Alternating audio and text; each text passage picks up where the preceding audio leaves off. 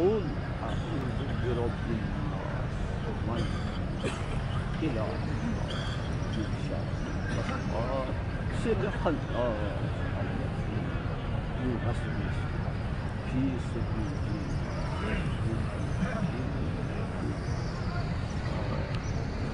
اللهم آنس وحشتي في قبري اللهم ارحمني بالقرآن العظيم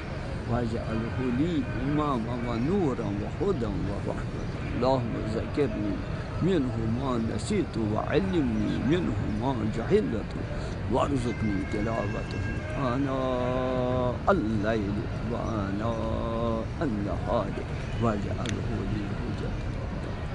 رب العالمين سيرقى شرم رسواز بندجون تشكميون بخشنها رب العالمين سمعت سمعني فتامين